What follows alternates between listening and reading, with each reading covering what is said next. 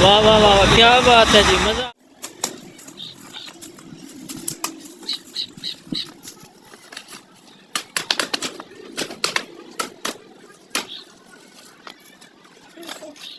السلام علیکم. وعلیکم السلام. ویکھیا ہے کہ ہاتھ تے نمبر آ چلو بنوا لیے تے اپنے بھائی ہیں اپنے.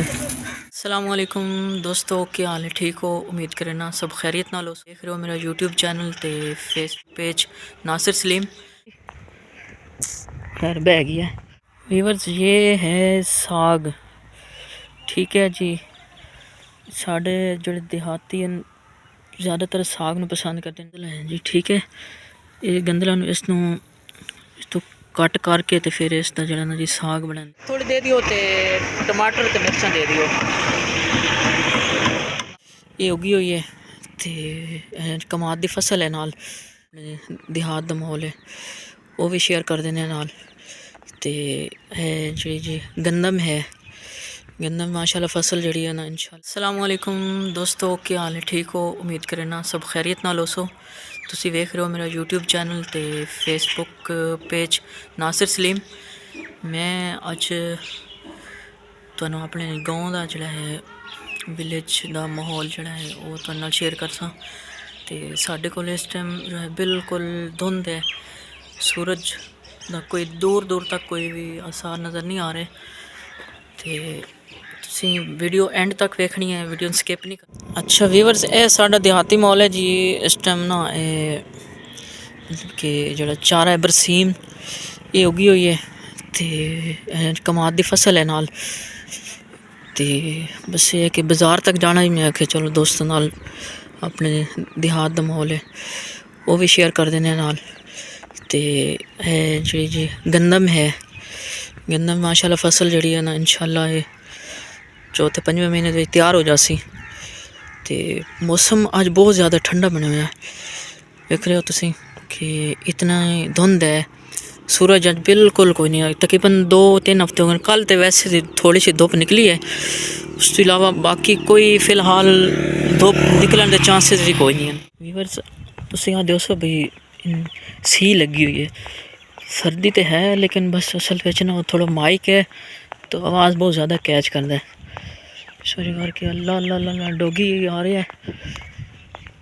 ویکھی ویکھی ویکھی بچائی بھائی. خیر بہ گیا کچھ نہیں آتا. ویورز یہ ہے ساگ. ٹھیک ہے جی، ساڈے جڑے دیہاتی ہیں زیادہ تر ساگ نو پسند کرتے ہیں. باقی لوگوں شہر دے لوگ جڑے نا شہری لوگ اتنے زیادہ نہیں پسند کرتے. یہ اس دیاں ہوندے جی گندل ہیں جی. ٹھیک ہے، یہ گندلا نو اس تو کٹ کر کے تے پھر اس دا جڑا نا جی ساگ بناندے ہیں. تے یہ اپنی فصل جڑے نا ساگ ہے پیا اتنے اسی گڑے ہوا ہے تے میں کہ چل ویورز نال شیئر کر لیے. کیا حال ہے صابر خان بھائی؟ خیریت ہے؟ ٹھیک ہو؟ اچھا اس طرح کرو، ادرک تھوڑی دے دیو تے ٹماٹر تے مرچاں دے دیو نال. چلو مسالہ بھی بن جاسی نا.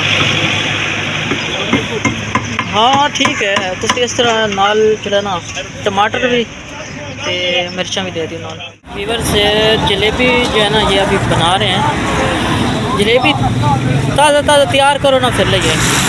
تیار ہو گئی ہے. کیا حال ہے؟ خیر ہے، ٹھیک ہے. جی جلیبی ہوں تیار ہو رہی ہے. واہ واہ واہ، کیا بات ہے جی، مزہ آ گیا ہے. میٹھا شیٹھا پا کے میٹھا بعد ہی پیسو. اچھا جی، یہ ساڈے جڑے نا چاچے رمضان بڑے پرانے نے تے جلیبی بنائی تے انہاں دی بہت معیاری جلیبی ہوتی ہے.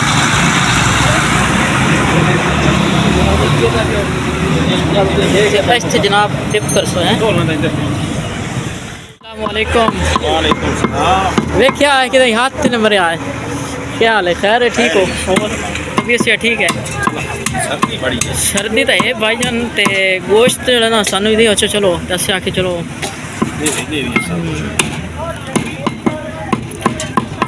اچھا ہے تسی جیڑا بنا کے دے دیو جی. چلو سردی جلدی بھی ہو جاوے. اچھا ویور سے گوشت جڑا میں کہ چلو بنوا لیے تے اپنے بھائی ہیں تھیں اپنے علاقے دین پہ تھے انہوں نے کول میں کہ چلو گوشت بنوا لیے تے سردی بہت زیادہ ہے چلو اور سناؤ خیریت ہے سب ٹھیک؟ یہ بھائی جی 500 کا نہیں پڑا ہاں جی 500 کا 500 کا کر دیو جی ٹھیک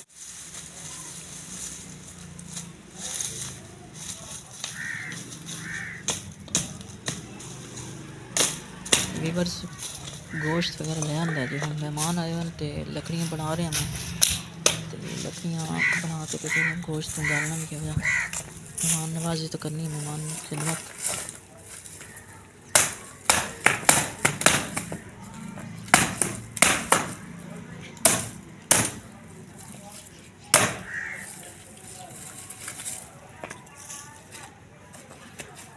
صحیح